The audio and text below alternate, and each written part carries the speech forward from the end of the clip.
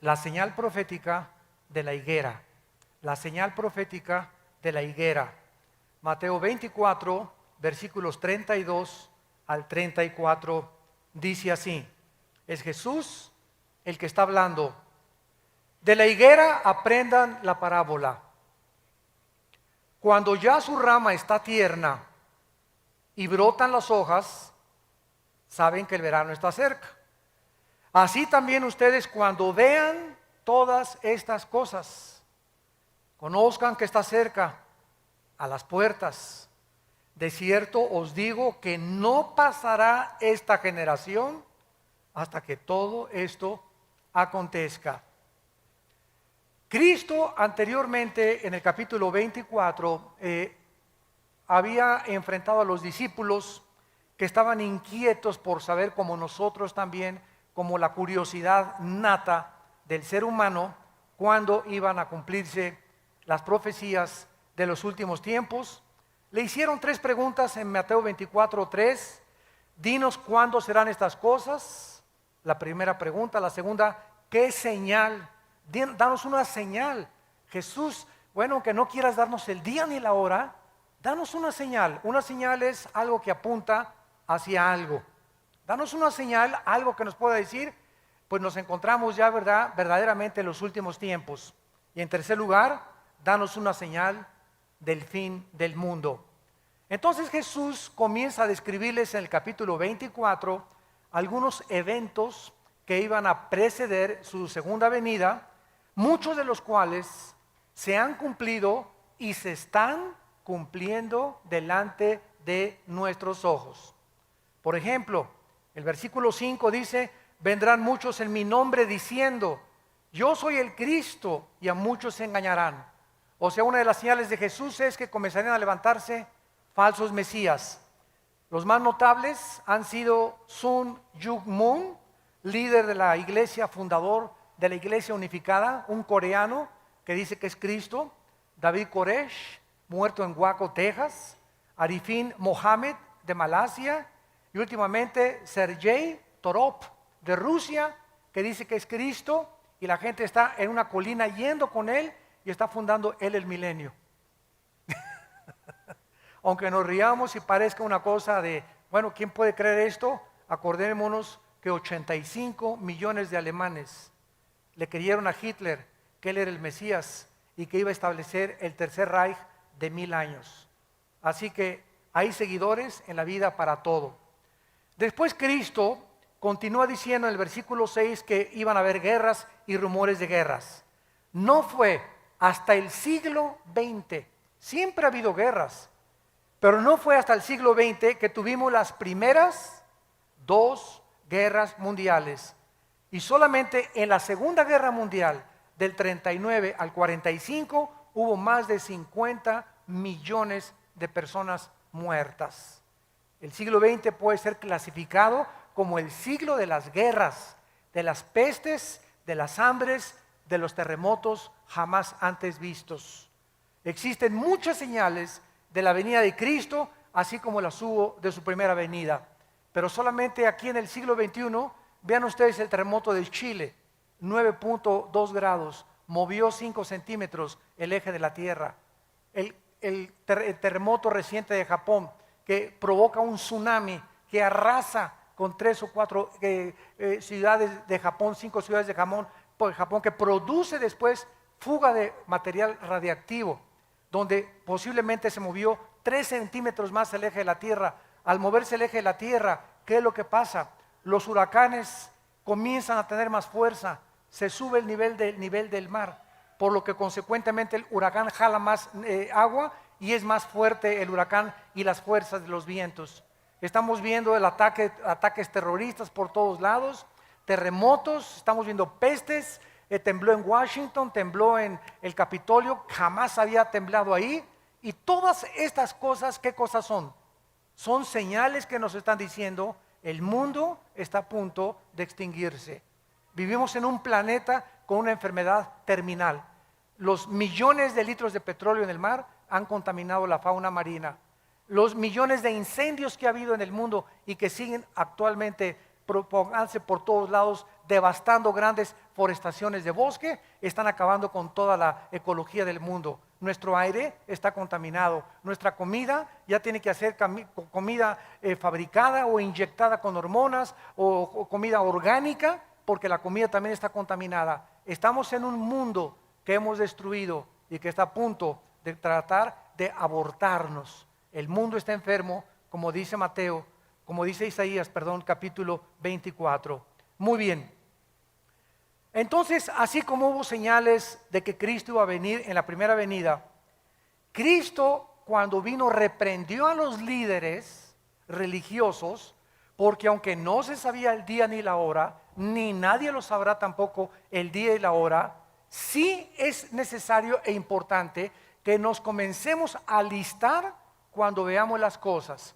Por ejemplo, en Lucas, capítulo 12, versículo 54, Cristo enojado con los fariseos y los líderes y con la gente, les dijo lo siguiente. Lucas 12, 54. Decía también a la multitud: cuando veis la nube que sale del poniente, luego decís, agua viene, y así sucede. Es lógico, ¿verdad? Salimos ahorita a la calle y está todo nublado y aborrascado el cielo. ¿Qué cosa nos muestra? Va a llover. ¿A qué horas? A las 3, no sé. A las 2, a lo mejor en 5 minutos, a lo mejor en 2 horas. Pero el acumulamiento de nubes nos habla de que ya no tarda en caer la lluvia. Cuando sopla el viento del sur, decís, hará calor, y lo hace. Es en lo que se basan los pronósticos del tiempo y de los climas. ¿Cómo pueden saber que la semana que entra va a haber 75 grados de temperatura, o 25 en Acapulco y 32 en Cancún, etcétera, etcétera? ¿Cómo lo hacen? Midiendo con los satélites y el calor, el tiempo, el calor, la precipitación y la velocidad, etcétera, etcétera. Todo eso les hace hacer pronósticos que, aunque no son 100% exactos, por lo menos dicen, pasado mañana va a llover, o va a haber un calor tremendo la semana que entra, etcétera, etcétera. Hipócritas, versículos 56, que saben distinguir el aspecto del cielo y de la tierra, y cómo no distinguen este tiempo. ¿Cómo no supieron los fariseos que Jesucristo iba a nacer en Belén? Isaías lo decía, que su madre iba a ser una virgen, que cuando hubiera un levantamiento en Roma y tratara Roma de conquistar Jerusalén y el mundo, el Mesías iba a venir. ¿Cómo es posible que no hayan podido estar preparados? A lo suyo vino y los suyos no le recibieron. Me pregunto si sucederá lo mismo con nuestra generación. ¿Estaremos tan ciegos de no darnos cuenta en qué tiempo nos estamos encontrando? Jesús comparó estos eventos en Mateo 24, 8 con dolores de parto. Dice en Mateo capítulo 24, versículo 8, todo esto será principio de dolores, que son los dolores, la palabra griega, que experimenta una mujer cuando va a parir. Una mujer cuando va a parir, ¿cómo comienzan los dolores? Comienzan con contracciones cada vez más fuertes, cada vez más fuertes, cada vez más fuertes, van aumentando en intensidad y en dolor, hasta que se revienta la fuente de agua, ¿verdad? Y entonces la mujer tiene que ser internada inmediatamente en un hospital. Entonces Cristo dijo que los terremotos, los huracanes, los tsunamis, toda la descomposición ecológica iba a ir aumentando, aumentando, aumentando, como lo estamos viendo con nuestros ojos. Los terremotos son cada vez más fuertes, producen más daños, los huracanes son cada vez más devastadores, los tsunamis están comenzando a inundar ya grandes cantidades y grandes costas en los continentes del mundo.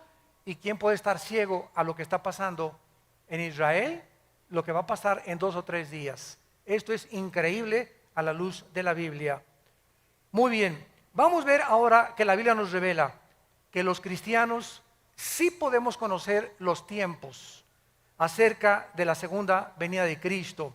Veamos esto en Primera de Tesalonicenses, capítulo 5, versículos del 1 al 5. Primera de Tesalonicenses, capítulo 5, los primeros 5 versículos. Y dice el apóstol Pablo, acerca de los cronos. se tradujo tiempos, o sea, el tiempo cronológico. Y acerca de las ocasiones, ponlo en tu Biblia ahí, kairos, o sea, tiempos específicos. Una cosa es cronológicos, otra cosa es específicos. O sea, acerca de la cronología de los tiempos y el tiempo específico de algún evento, no tiene necesidad, hermanos, de que yo les escriba. Porque vosotros sabéis perfectamente. Debemos los cristianos tener este conocimiento, que el día del Señor vendrá como ladrón, que cuando digan paz y seguridad, no es hasta que haya un tratado de paz en el mundo, donde se diga algún dictador, ya basta de guerras entre árabes y judíos, ya basta de problemas en el mundo, como lo hizo Hitler en 1932 al 34. Alemania estaba azotada por el comunismo, se formó el Partido Nacional Socialista, no había trabajo, el orgullo alemán estaba hasta los suelos después de que perdieron la Primera Guerra Mundial, era una población, un grupo humillado ante el mundo, y llega una voz del Führer, de Hitler: yo saco a Alemania, comienza a darle el empleo a todos, fabrica, producen la Porsche, se produce el carro Volkswagen, que Hitler dijo: le voy a dar un premio al mejor diseñador de autos que me haga un carro para el pueblo. La palabra Volks significa pueblo en alemán, Wagen en alemán significa pueblo. Entonces Volkswagen significa el carro del pueblo. Y pues hasta el momento, ¿verdad?, ha sido un carro increíble desde la Segunda Guerra Mundial. Y sacó a Alemania totalmente del pozo de desesperación en que se encontraban. Y 85 físicos, matemáticos, doctores, licenciados, abogados, maestros de escuela, no estoy hablando de indígenas, 85 millones de profesionistas, de personas cultas, de personas que fueron a la universidad con premios Nobel, etcétera, etcétera, votaron por Hitler y le creyeron a Hitler. ¿No le creerán al anticristo? Cuando el anticristo va a hacer señales sobrenaturales, lo van a tomar como un extraterrestre al anticristo, va a hacer llover fuego del cielo, va a hacer que su imagen aparezca de repente por todos lados, van a creer que realmente los extraterrestres ya aterrizaron en la tierra y van a traer la época del acuario que el diablo ha promovido en el mundo desde hace muchos años. Entonces dice el apóstol Pablo, versículo 3, cuando digan paz y seguridad, vendrá destrucción repentina como los dolores a la mujer encinta y no escaparán. Escuchen con atención lo que dice Pablo. Mas vosotros, hermanos, o sea, todos nosotros los cristianos, no estamos en tinieblas para que aquel día nos sorprenda como ladrón. Dios no quiere que nosotros seamos sorprendidos de repente y voltees y tu esposa desapareció y tus hijos desaparecieron y millones de bebés en los hospitales recién nacidos desaparecieron y pilotos con aviones se van a estrellar en el mar porque el piloto desapareció. Choferes van a congestionar las carreteras internacionales porque desaparecieron de repente manejando. Va a haber un caos y una confusión en el mundo entero de la desaparición de millones de personas. Tú vas a ser de aquellos que vas a decir: ¿qué pasó? ¿Dónde está mi vieja? ¿Dónde está mi viejo? ¿Dónde están mis hijos? No, ¿verdad? Dios no quiere que nosotros seamos como ladrón. Vendrá a los incrédulos, pero no a nosotros. Métete eso en tu cabecita. Ustedes no están en tinieblas para que aquel día los sorprenda como ladrón, porque ustedes son hijos de la luz. Somos hijos del día. Dios quiere que tengamos luz, que sepamos en qué tiempo nos encontramos. No somos de la noche ni las tinieblas, por tanto no durmamos como los demás, sino velemos y seamos sobrios. Es tiempo de que sepas que para esta hora has nacido. Es tiempo de los guerreros de Dios. Es tiempo de tomar la bandera de la verdad y decir: ¿de qué camiseta te pones? ¿De Chivas o América? Te imagínate una persona que llega al estadio con la camiseta Chivas aquí y América abajo. Oye, por favor, no, yo soy de los dos. Nadie puede ser así. ¿Eres o no eres de uno o del otro? Báñate. O imagínense Barcelona y Real Madrid, ¿no? O, por favor. Cristiano y mundial. No puedes. Es tiempo que nosotros decidamos verdaderamente que para esta hora hemos nacido, para levantar la bandera de la verdad, para predicar a Cristo, para seguirlo, para velar, para guardar nuestros corazones, a nuestros amigos, ganarlos para Cristo, hablarles de Cristo. ¿Por qué? Porque en cualquier momento podemos desaparecer, en cualquier momento puede venir Cristo por nosotros. Muy bien, todo lo dicho anteriormente fue en respuesta a la pregunta, ¿qué señal habrá de tu venida y del fin del siglo? Sin embargo, vamos otra vez a Mateo 24, a nuestro pasaje, versículo 32 y 34, que vamos a examinar con lupa. Sin embargo, la señal más importante, síganme con mucho cuidado, más que los terremotos, más que las pestes, más que las hambres, más que cualquier otra cosa, la señal más importante, el termómetro de Dios se encuentra en la nación de Israel. Israel es el termómetro de Dios. Dios escogió un puntito insignificante en el Medio Oriente, comparado con las 22 multimillonarias naciones árabes que rodean a Israel. Un puntito insignificante. Los judíos no son mejores que los mexicanos, ni que los árabes, ni que los palestinos, ni que los rusos. Dios en su soberanía escogió solamente un punto geográfico para que ahí se centraran las principales profecías de la historia, para que de ese punto geográfico saliera la Biblia, para que de ese puntito geográfico naciera el Mesías, el Hijo de Dios. Y si hubiera escogido México, los ingleses hubieran dicho, ¿y por qué no nosotros? Y si hubieran escogido a Francia, ¿y por qué no los alemanes? La cuestión es que a Dios le dio la gana, no te iba a preguntar a ti ni a mí, a escoger un punto geográfico y una nación, y Él escogió Israel. ¿Y quién va a contradecir a Dios? ¿Por qué escogiste Israel? Vuelvo a repetir, no fue porque fueran mejores, porque se los dijo en Deuteronomio 7, sino porque los amé y porque quiero que mis profecías se cumplan a través de ustedes. Entonces Dios escoge Israel, y desde 1948, 14 de mayo de 1948, el Estado libre, independiente y soberano de Israel, ante los ojos estupefactos del mundo entero, se constituye como una nación en un día. Cumpliendo la profecía de Isaías 66, ¿podrá nacer una nación en un día? Pues ha sido Israel la única de la historia.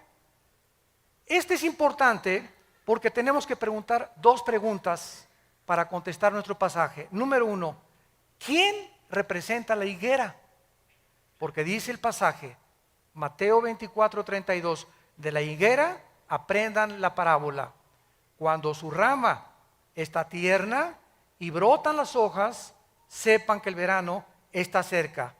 Y la segunda pregunta que tenemos que contestar es, ¿cuánto tiempo involucra una generación?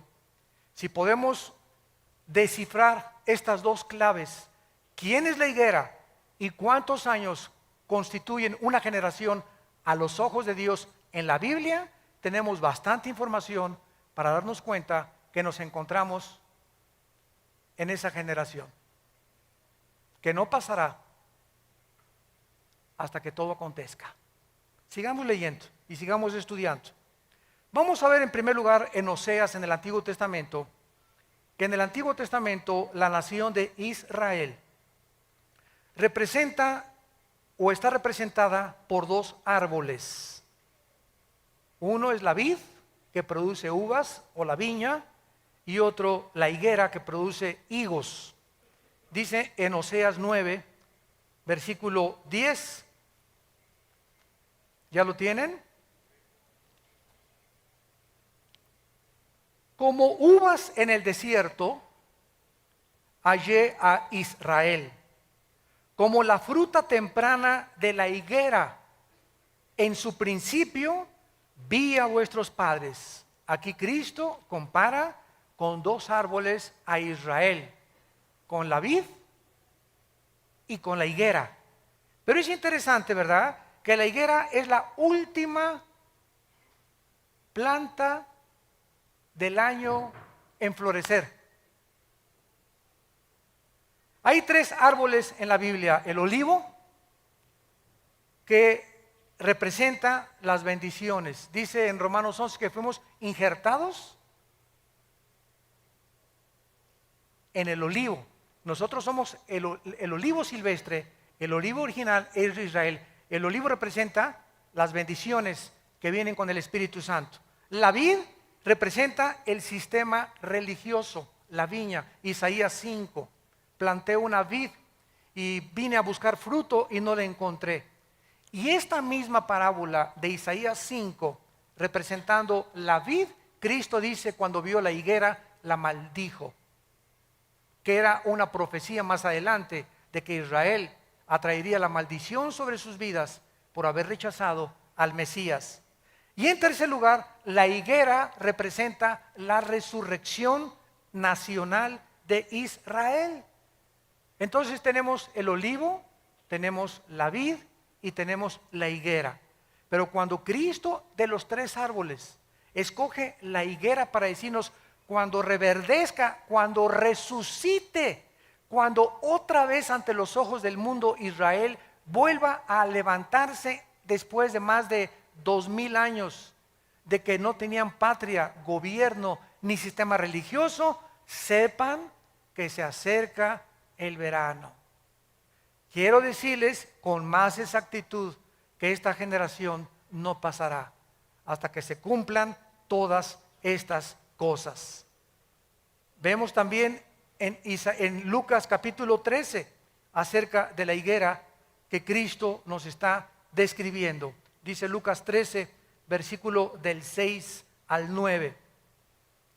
Dijo también esta parábola: tenía un hombre una higuera plantada en su viña y vino a buscar fruto en ella y no lo halló. Y dijo al viñador: he aquí hace 3 años que vengo a buscar fruto en esta higuera y no lo halló. Córtala. ¿Para qué inutiliza también la tierra? Él entonces respondiendo les dijo: Señor, déjala todavía este año hasta que yo cabe alrededor de ella y la abone, y si diere fruto bien, y si no la cortarás después.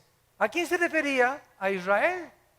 Vino Cristo al mundo y no a lo suyo vino. ¿Quiénes eran los suyos? Los judíos. Cristo vino a los judíos y después pasó a los gentiles el evangelio, pero el evangelio vino a predicarse primero a los de su pueblo, a los judíos, porque de ahí iban a ser el Mesías, de ahí nació. Entonces Cristo no encontró fruto y lo compara con un árbol, por eso se llama parábola, porque es una verdad espiritual ilustrada con una verdad o con la ecología o con los árboles, los pájaros, las plantas. Cristo ilustra todo lo que está aquí terrenalmente con las cosas del cielo para que las entendamos. Vemos pues aquí otra vez que la higuera representa a la nación de Israel. Ahora, el hecho de que Cristo tenía en su mente a Israel se confirma aquí mismo en este capítulo, versículo 34 y 35. Y Cristo grita: Jerusalén, Jerusalén, versículo 34, que matas a los profetas, apedreas a los que te son enviados. ¿Cuántas veces quise juntar a tus hijos como la gallina a sus polluelos debajo de sus alas y no quisiste? Vean ustedes la maldición. He aquí vuestra casa os queda desierta, y os digo que no me verán hasta que llegue el tiempo en que digan: Baruch Hashem Adonai Elohim, bendito sea el que viene en el nombre del Señor. ¿Va a decir lo mismo? Esto lo dijo como una nación, Dios lo va a decir como contigo. Voy a ver ahorita, Pancho tiene ya 5 años de cristiano, me voy a ir a sumar a su casa, a ver si lee la Biblia, a ver si ora, a ver si en su escuela está hablando de Cristo, a ver qué películas ve. Voy a buscar fruto en la vida de Pancho, voy a buscar fruto en la familia Díaz, a ver cómo está esa familia. Dios nos examina y Dios busca fruto en nuestras vidas. No nos engañemos de que seamos cristianos si no estamos produciendo fruto. Aunque seas hijo de pastor, aunque tu mamá sea la monja de Zacanicapatlán, Aunque tu tío sea obispo, aunque hayas nacido en un hogar cristiano, eso no garantiza que seas cristiano.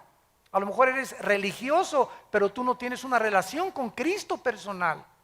Entonces Cristo viene a buscar fruto en nuestras vidas. Cuando Él venga, los cristianos que estén con fruto serán cortados y llevados con Él. Pero los que no produjeron fruto, Él lo está profetizando. Vine a buscar fruto y no lo encontré. Este es un mensaje de Israel que hizo Cristo. ¿Terminó con Israel hace 2000 años? No, dijo, me voy a esperar a ver si da fruto. Entonces la iglesia vino a tomar todo el lugar en estos 2000 años y ahorita no hay judío, ni gentil, ni griego, ni italiano, ni inglés. Sin embargo, la Biblia nos dice que Dios no ha terminado con Israel. Romanos 9, 10 y 11. No ha terminado con Israel. Una cosa es la salvación individual, otra cosa son las profecías nacionales. Israel se va a convertir en el trono de Dios. La nueva Jerusalén va a descender sobre la tierra de Israel.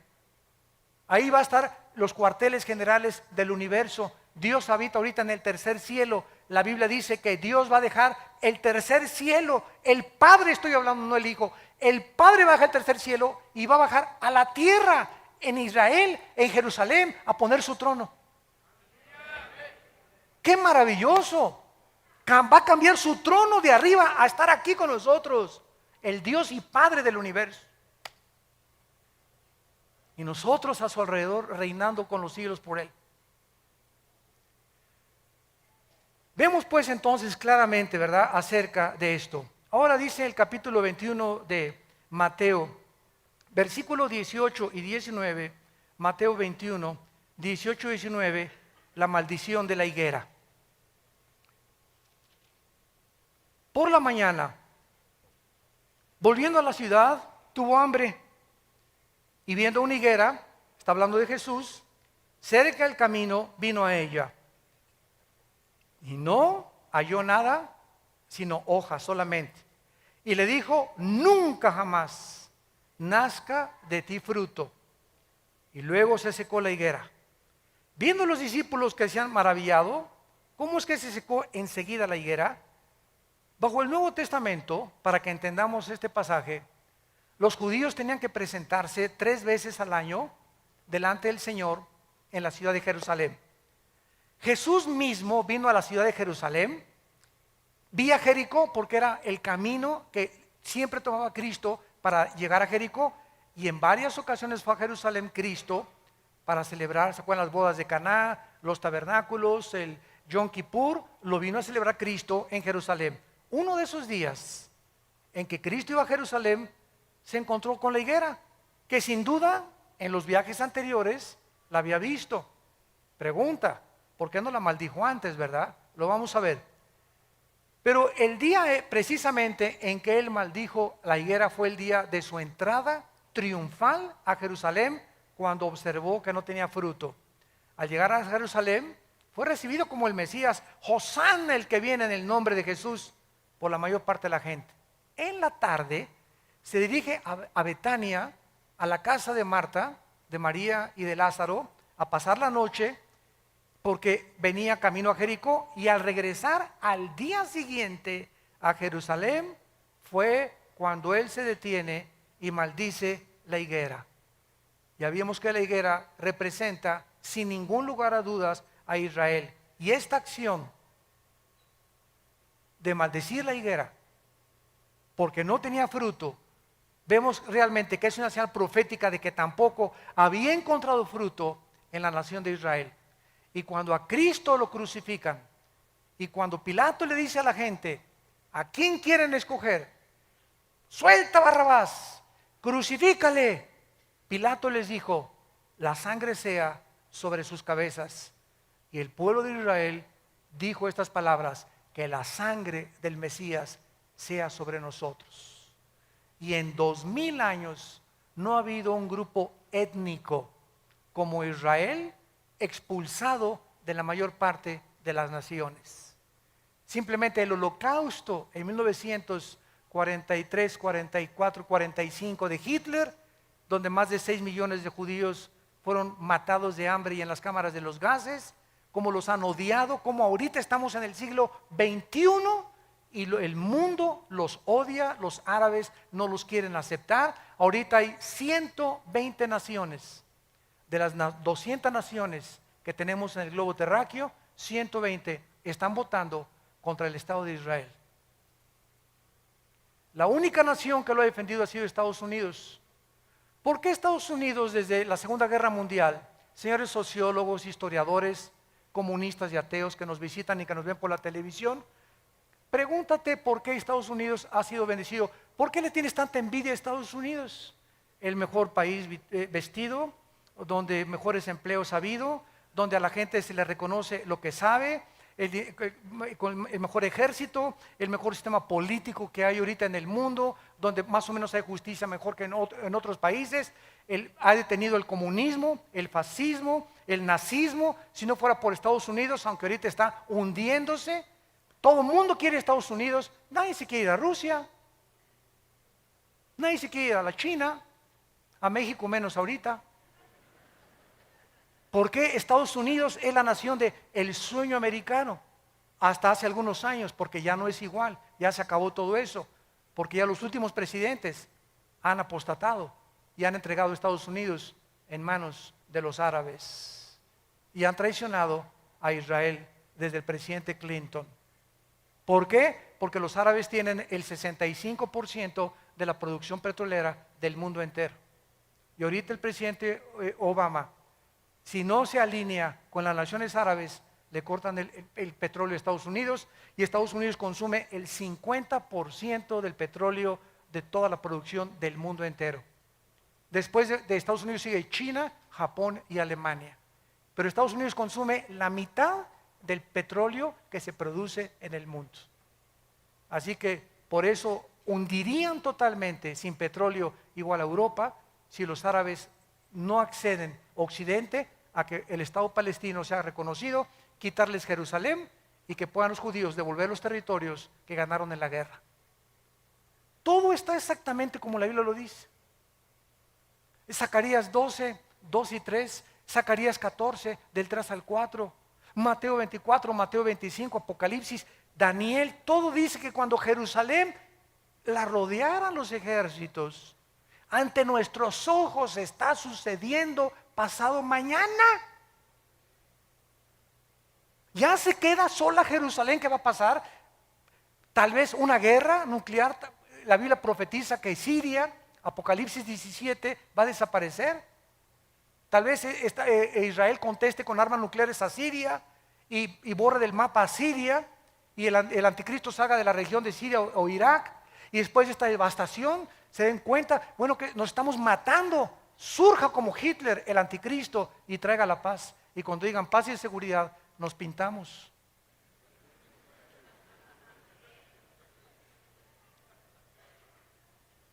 Todo está sucediendo exactamente como la Biblia lo determinó.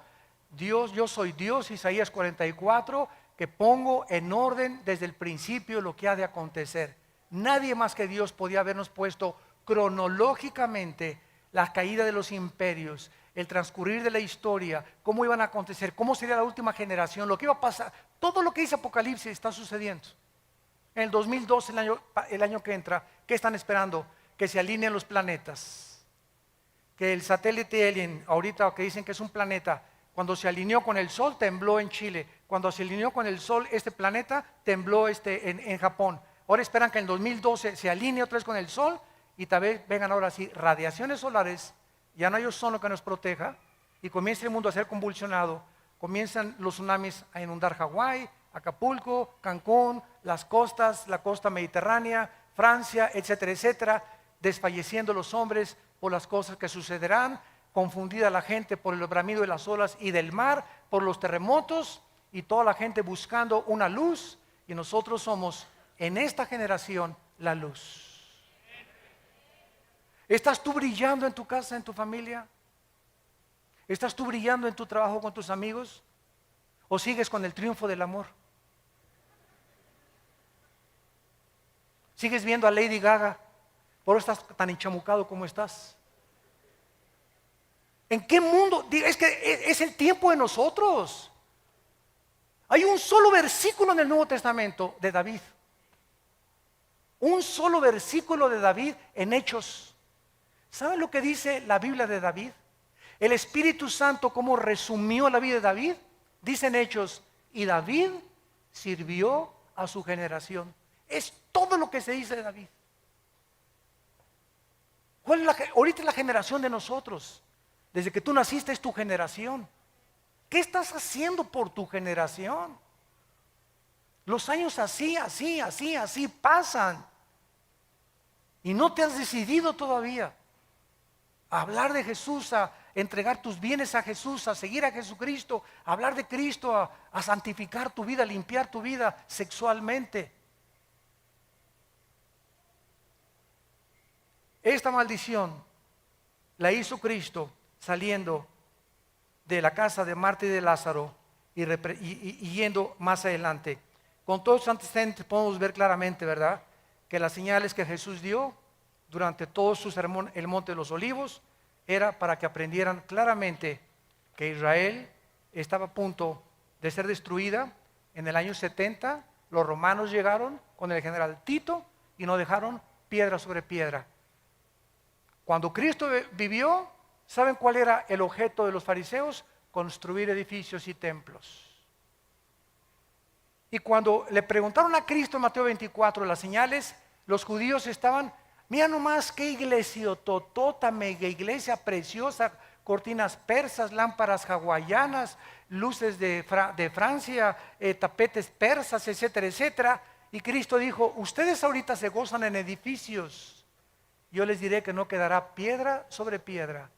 Y cuando vino Roma y arrasó con Jerusalén, ¿dónde quedaron sus supuestos templos e iglesias hechos pedazos?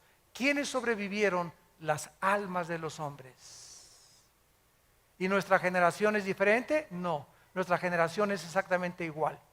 Ahora estamos tratando de hacer megas construcciones de 20, 30 millones de dólares. Cuando Dios no nos mandó a construir edificios, nos mandó a predicar el Evangelio de Jesucristo. Ya si Dios nos quiere regalar, y si alguien me dice, te regalo 15 millones de dólares para que hagas un edificio, una iglesia, gloria a Dios. Pero la iglesia no la vamos a meter en drogas, ni a obligar, ni a presionar. Den y den y den y den. Les decimos, den para las misiones, para mandar misioneros, para sostener más pastores. Nunca hemos pedido para la construcción.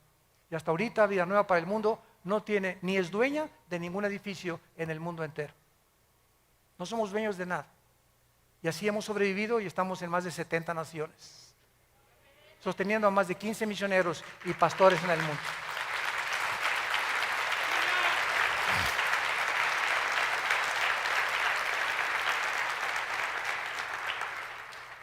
Los judíos pues fueron dispersados a los 4 confines de la tierra, quedaron por tierra cerca de más de 2000 años. Además la maldición se aplicó a la tierra, porque cuando regresaron en el 48 los judíos, era un desierto Israel, era un desierto. Los palestinos dicen que era tierra de ellos. Esto es la mentira más grande del mundo. Durante 3000 años Israel estuvo en Israel. Claro que había árabes cuando regresaron ellos, pero era un desierto Israel. No había un solo árbol, porque la maldición cayó sobre la nación y sobre la tierra. ¿Se acuerdan del Antiguo Testamento? El pecado hacía que Dios detuviera las lluvias y maldijera la tierra. Isaías 24, del 3 al 4, porque faltaste a mis mandamientos, la maldición te alcanzó. Entonces Israel, en 4 años, del 48 al 52, planta 6 millones de árboles, para que se cumpla Amós 9, del 12 al 3. Los plantaré sobre su tierra, plantarán viñas y verán el fruto de ellas. Esto es además no solamente contra la tierra, porque hasta el siglo XX los judíos regresan a su tierra en 1948, y del 48 a nuestros días comienza a llover en Israel. Comenzaron las lluvias de 1948 a nuestros días. De esta manera, después de tantos siglos, tanto como se profetizó, Israel se convierte en el 48. Entonces ahora podemos saber que el año 48 es el patrón con el cual podemos medir una generación. Ahora, ¿cuánto es una generación? ¿50 años? ¿60? ¿70? ¿U 80 años? Vamos a meternos a ver ahora algo más acerca del florecimiento de Israel. Muy bien. Esta profecía que acabamos de leer, cuando la higuera reverdezca, no pasará una generación, nos vuelve a decir que cuando Israel floreciera, cuando resucitara Israel, comenzáramos a contar los últimos días, desde 1948, y saber que la segunda venida del Señor está cerca. En 1948, el reloj profético de Dios comenzó, tic, tic, tic, tic, tic, tic, la cuenta regresiva. Ahorita me llegan correos donde me dicen, faltan 6 horas para el 20 de septiembre para que se determine el Estado palestino. Faltan 5 horas con 40 minutos desde que se dictaminó que pasado mañana las Naciones Unidas van a tratar de sacar a los judíos de los territorios ocupados. Comenzó el reloj profético de los judíos acerca de lo que va a suceder. Pero el reloj profético de nosotros comenzó en 1948, el 14 de mayo. Tic, tic, tic, tic. Se había apagado durante 2000 años el reloj de Dios. En cuanto Israel regresa, no podía nadie profetizar que nos encontrábamos en los últimos tiempos. No es hasta que la nación nace y reverdece y resucita nacionalmente, no espiritualmente, porque espiritualmente será hasta la segunda venida de Cristo. Romanos 11, 25 y 26. Todo Israel será salvo cuando Él regrese físicamente, pero nacionalmente resucita en el 48. Ahora es interesante, Lucas 21, qué linda es la Biblia. Lucas 21, esto es increíble. Lucas 21, vean qué cosa más maravillosa. ¿A quién le gusta estudiar la Biblia? Más les vale. Lucas 21, 29 al 32. Vean esto. Lucas 21, 29 al 32. También les dijo una parábola. Vean ustedes cómo comparando los evangelios, la Biblia es la suma de tu palabra es verdad, comparando versículo con versículo, texto con texto, podemos trazar una doctrina sana. También les digo una parábola, mirad la higuera y el Mateo no dijo eso, ¿verdad? Mateo dijo cuando veáis la higuera que reverdezca, ¿se acuerdan? Pero no agregó y todos los árboles. Pero Lucas escribe que dijo Cristo además, cuando vean la higuera y todos los árboles, cuando ya brotan, viéndolo saben por ustedes mismos que el verano está cerca. Así también ustedes cuando sucedan estas cosas, saber que el reino está cerca. De cierto les digo, no pasará esta generación hasta que todo esto acontezca. No podemos dejar de notar, ni de estudiar en la declaración de estas profecías que Jesús menciona también, juntamente con el renacimiento de Israel, que los árboles. Tenemos ya otra pieza del rompecabezas. Los árboles, tenemos que saber qué significan o representan los árboles, porque lo que no dice Mateo, lo dice Lucas. En la misma Biblia vamos a encontrar esta interpretación. Si Israel representa la higuera, entonces debemos esperar que los árboles representen naciones. ¿No es verdad?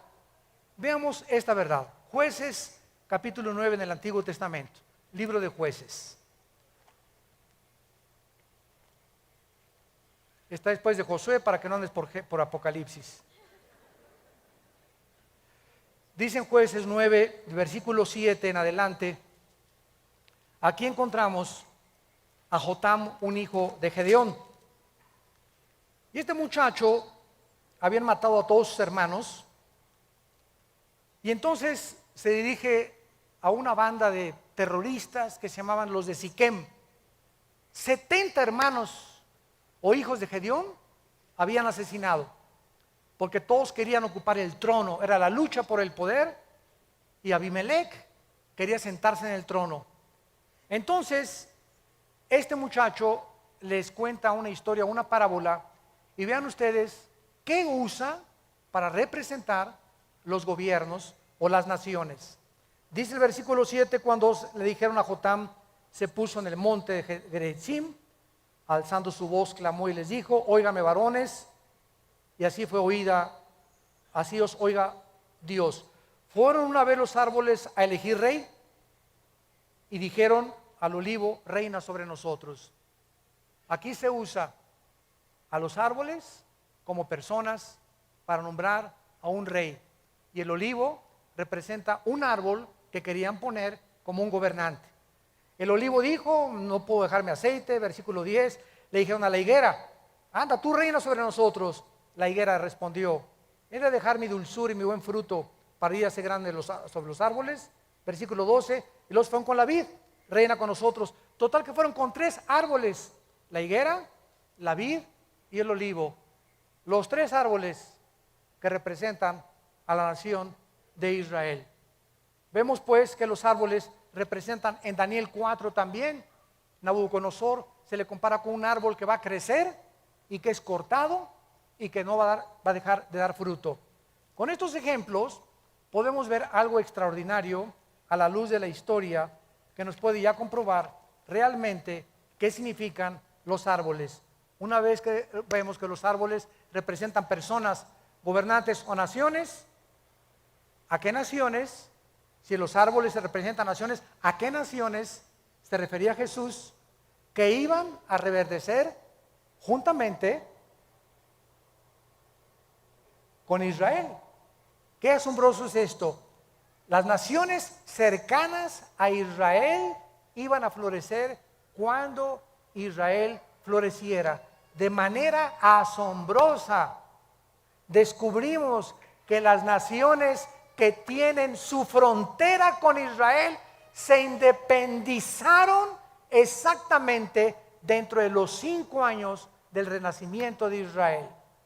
El Líbano, Jordania, Siria y Egipto obtuvieron su independencia entre 1943 y el 52.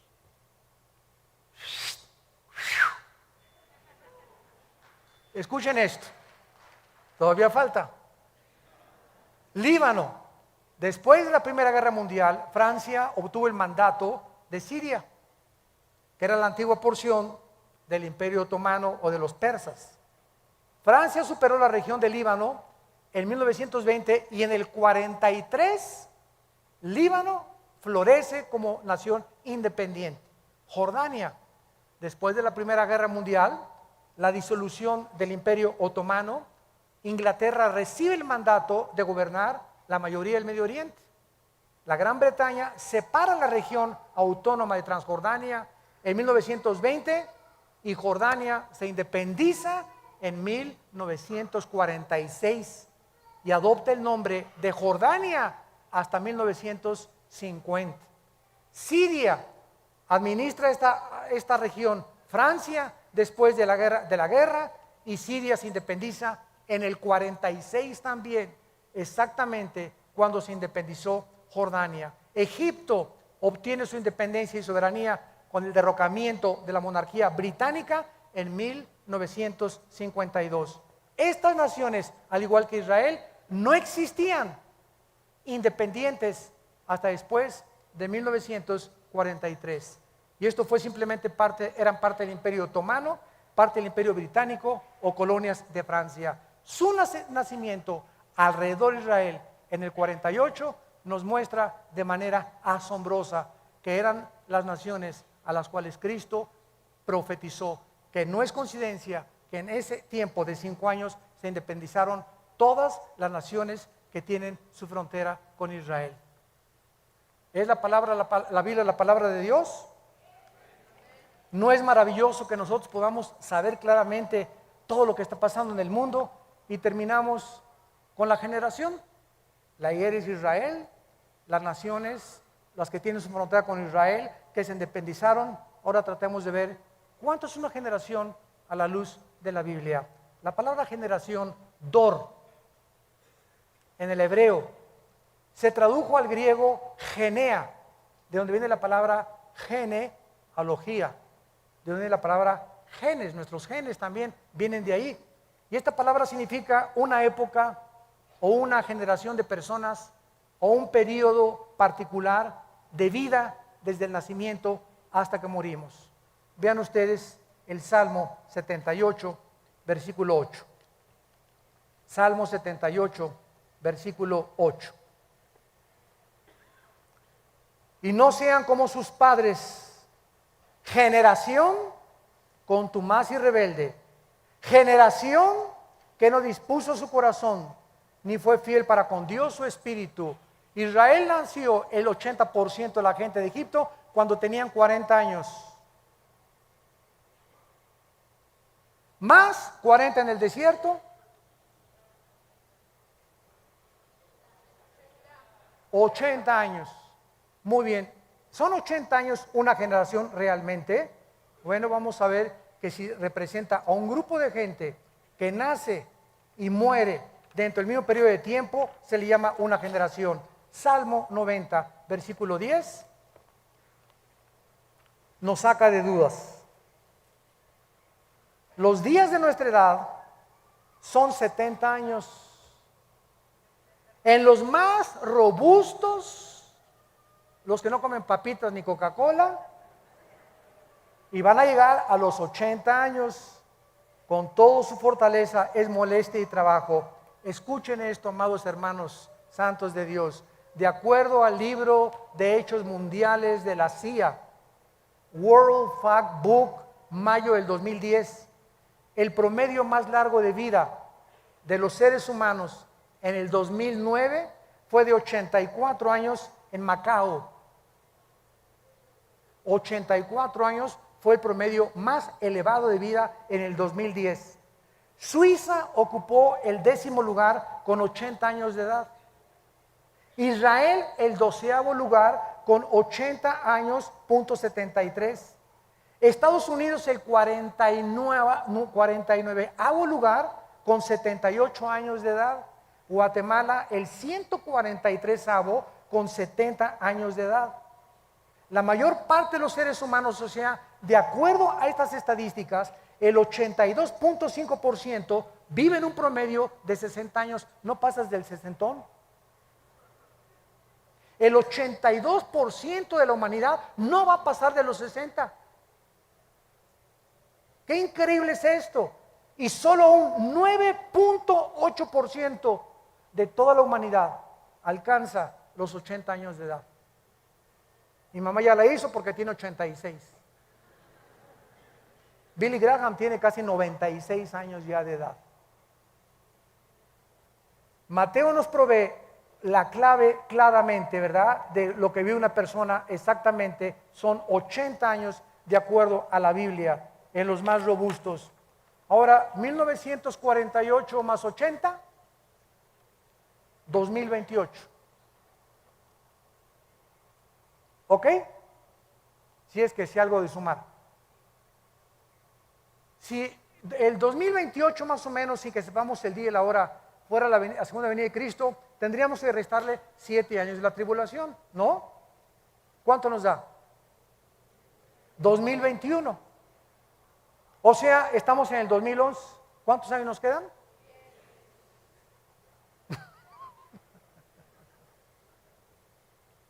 Aquí no podemos de ninguna manera ser dogmáticos. Y eso no contradice lo que Jesús dijo: el día y la hora nadie la sabrá, pero sí los tiempos. Yo no sé si será el rapto en el 2002 o en el 15. Yo siempre he dicho que no pasábamos del 15, según cálculos, y que nos libre Dios de poner una fecha, porque seríamos falsos profetas. Pero los tiempos aproximados son posiblemente antes del 2028. Si la generación de los 80 años se cumple de acuerdo a la Biblia. Pues en el 20, en el 19, en el 16, en el 23, por favor no digan, el hermano al Disney dijo. Me meten en problemas. Que quede bien claro lo que estamos diciendo. Y sabe una cosa, que cuando yo leí esto, se me estremeció la piel. Le dije, Señor, ¿realmente nos estás diciendo que nos quedan 10 años, 12 años más de vida tal vez? ¿Será posible esto? Y bueno, lo vamos a ir viendo con lo que siga pasando el año que entra, etcétera, etcétera. Lo único que sé yo es que llegó la hora para la cual nacimos. Y que si estas cosas han de suceder, ¿cómo no debemos de vivir una vida pía, santa y piadosa? Entregándonos cada vez más al Señor, buscando más su voluntad y dejándonos ya de vanidades ilusorias. Y entendamos para qué nacimos. Y sepamos que lo que más le interesa a Dios es que lo conozcamos. Y que seamos guardados de la hora de la prueba. Lucas 21, para que seamos tenidos por dignos de las cosas que acontecerán en la tierra. ¿Estás tú listo para encontrarte con tu Dios? Gracias por tu palabra, Señor. Gracias por tu palabra, Señor, y por los tiempos que nos permites vivir. Donde estamos viendo que las nubes se están juntando de las catástrofes, de los holocaustos, de las tragedias en el mundo, de los fenómenos naturales, donde la naturaleza se ha vuelto contra nosotros. Y sabemos que estas son señales. Y tenemos tal vez 2 años, 10 años, solo tú lo sabes. Lo único que sabemos es que ya el tiempo se ha acercado.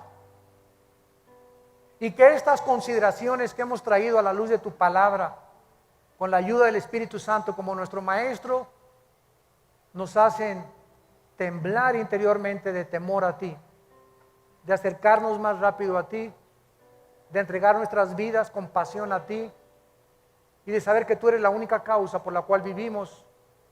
Porque si vivimos es para ti y si morimos es para ti también, Señor. Ya sea que vivamos o que muramos, le pertenecemos al Señor. Muchos de ustedes que nos ven por la televisión y que están aquí presentes, yo los invito a que vengan a la cruz en este momento. Vengan a la cruz, ven a hacer la paz con Dios.